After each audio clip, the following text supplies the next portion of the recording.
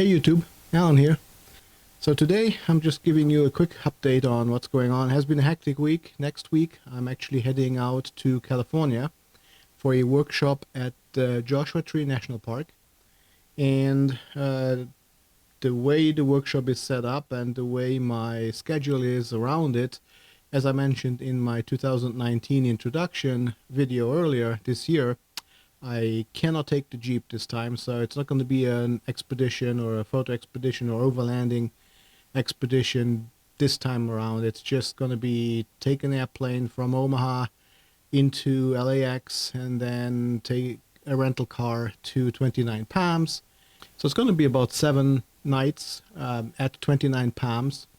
And then the way the workshop is actually set up, it's basically we go out for sunrise shoots, then there is some discussion, some composition tips, some general photography instruction, and then again for a set shoot, and then the same next day.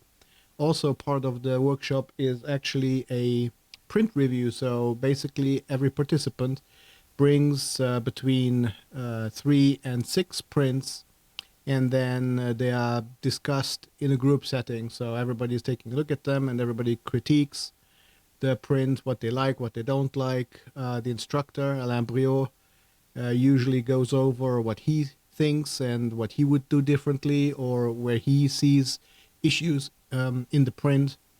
And that's pretty much it. So it's just going to be a pretty intense couple of days where it's get up early, get to bed late, and then in between maybe a nap or something after lunch. But since I'm flying out there, I'm not sure how much I will be able to vlog as I'm down there. I'm probably going to put up maybe not the first day or the last day, but in between maybe 2 or 3 during the time that I'm out there, 2 or 3 vlogs about just summarizing what happened. Possibly taking some of the pictures that I captured, or maybe some of the behind-the-scenes shots, and put them up maybe in a short video. I am going to update Instagram, mostly with behind-the-scene shots, but that's about where I am. So what I do want to talk about as well, besides the workshop, is what do I use to shoot my footage? Well, right now, and you can't see it because it's actually filming, but right now I'm using my Sony Alpha 7 Mark III to record this video, and I'm shooting in HLG3 with Rec 2020, and that is then pushed into on these home videos. I usually use Final Cut Pro to edit and then take it and upload it to YouTube. Now, this is not the same camera, obviously. This is the A7R Mark III, but for the most part, it's the same camera that is shooting this video now. And this is my still camera, my primary still camera. The 7 Mark III is the backup. If something happens to this one, I can use that one. But basically, this is the camera and this is the rig when I'm mobile and I use the Sony to shoot my videos. This is usually how I shoot it. And then I may have, let me put this back, and then I may use, okay, as always, there we go. Okay, and then I may use the microphone here. It's the Rode Video Micro. Okay, so I usually would use this one on the camera if I'm just walking around on the pod, and I'm talking about the gimbals later, but so basically the Video Micro is one of the microphones that I might use. Another one that I might use is the Sony. I don't even remember what it's called. It's a complicated name, so I'll put it in the description. But this one, basically, this goes on top of the camera. So this little part here goes on top of the camera. It's the receiver, and it's powered by the hot shoe on the Sony. And then this is actually a microphone that you can just clip here and, you know, use this as your microphone to send audio to the camera. But I usually use it in conjunction with my Rode lavalier. So I would have this here and then this in my pocket. And you might have seen that when I recorded the gear, my camping gear, the boxes that I'm using. I actually had this here, the microphone up here, and then this was in my pocket, and this was on the camera, receiving the audio and then recording it directly to the camera. So this is the lavalier is if I walk around and the camera is stationary, like in this case. But of course, when I'm here at home, I'm using my mixer with the Heil microphone instead. The other thing, besides my Sony to capture footage when I'm running around, is that I oftentimes also use my iPhone to do the same thing. And in order to capture footage with the iPhone, I actually use a Moment case. So this is the iPhone XS Max, and I'm using a Moment case.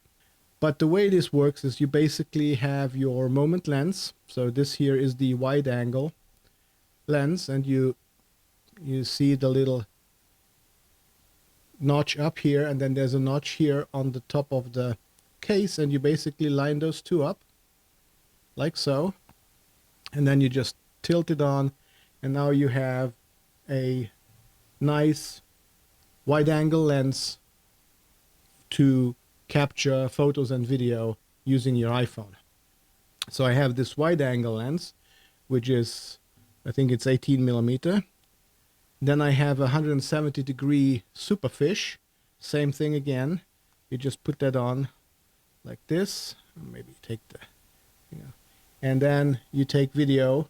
And this is very wide. So this is almost like a GoPro with a 170 degree angle to capture video and photos. And then the last one that I have is this one here, and that is the Moment anamorphic lens. And as you can see, right now I have the attachment on. So let me just put this on. And again, there's a notch right here. And you take this, put the notch where it belongs, and then you just pull it over. There you go. Now this contraption around here is actually a filter holder. It's made for a 62 millimeter filter, and the sleeve essentially just pushes into the lens, and it comes with attachments or with sleeves that fit the anamorphic lens as well as all the other Moment lenses. So you purchase this filter holder once, and it works with all your lenses. And what I use then with that filter, let me see here, I need to move some stuff around, is this here. And this, for those not familiar with photography or with videography, this is actually what is called a neutral density filter. And as you see, this is actually a variable one. So it's basically polarized glass that slides along each other, and as I turn, it gets darker or brighter. So that way, when I put this on here, let me do that quick. So I'm just going to take this like this, put this on, and there we go. And now I can adjust the brightness of my shot outside using this neutral density filter, depending on where I need it. So that's why I like the iPhone as a B-roll camera. So my main footage I would shoot on the Alpha 7 Mark III, and then I shoot my B-roll using the iPhone. And in order to get nice, smooth footage from the iPhone, usually I use one of my two gimbals. So I have this one here, which is the Movi. So typically that would sit up like this, right? And then you hold it here, and you can get this out of the way, and then you hold it with your second hand out down here, and then you basically can take very nice footage using the Movi. And then I usually use the Filmic Pro app to get the footage. But I also have, besides the Movi, I also have the Zhiyun, if that's how you say it, I never know. But basically, this is the Zhiyun Smooth 4 gimbal. So that's a second gimbal for my iPhone. And I don't have any counterweights on here right now. But the nice thing about this one is that, again, I have a connector here where I can put the microphone in. And then I can take this and it actually connects to the phone via Bluetooth, and I can like zoom with this little wheel, and then I can hit a button here, and now I can actually focus with this ring. I can set my using this toggle here, this little wheel, I can actually set my exposure, and I can set again focus where I want it. And then it has a bunch of time-lapse functions like the Movi has with those two. But usually the Movi is the one I'm using when I shoot with the anamorphic lens. And that one is easier to connect the microphone to because the, let's see here, the Movi actually has, I don't know if you can see it on the video, but there's actually a hole right here. So the phone goes in here, the plug-in sits down here, the lightning connector. And because of that, you can actually connect, because there's a hole, you can actually connect very easily this here into your phone still. So because that is still connected with the phone, you can record good audio without having to use the phone audio or the phone microphone to record that audio. The difference here is that because of the way this is set up, as you can see, there is the phone slides in here, and now the bottom of the phone is actually hitting against this rubber portion here. So it makes it more difficult to actually plug the microphone in.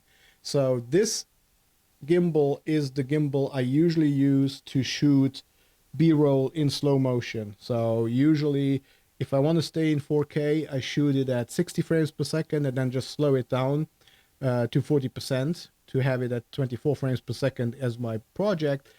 But because I can set these this up to where it's all self-contained and I can actually move the phone and do focus, etc. with here, that's very nice to set this up for time lapses, slow motion time lapses, and it also has an app where you can actually set it to where you set a starting point, you set an end point, and then it will do a slow motion time lapse from the starting point all the way to the end point all by itself, so I don't have to mess with it. And while it does that, for example, like at camp in the evenings, I would set this up on a somewhere where it's out of my way, and then as I go about my evening stuff, I let this go for like half an hour, and it basically will create a nice time lapse from as the sun goes down, the stars come up, the campfire, etc. So that's what I use this gimbal for primarily, is slow-mo, time-lapse, etc. The Movi gimbal, this one I use where I'm actually walking around and I'm taking regular 24 frames per second, non-slow motion. Expect to see some of my B footage. I don't think I will take both gimbals. I may take one, or I may not take anyone. I don't know yet. I'm definitely gonna have this little guy with me here, so I'm gonna have my Gorilla Pod with me when I go next week. I'll have my A7 Mark III and my A7R Mark III, and then I might take the anamorphic and the wide angle. I'm not sure that I take all three of them because, again, I'm not so sure, since this is not really an overlanding trip, I don't think I will have enough time to spend with all the gear and do as much video as I would like to. Like I said, expect to see some behind the scenes vlog footage next week once I get to California and pick up the rental car and all that good stuff and get settled a little bit. Guess I'll see you guys next week in California. So have fun and stay safe.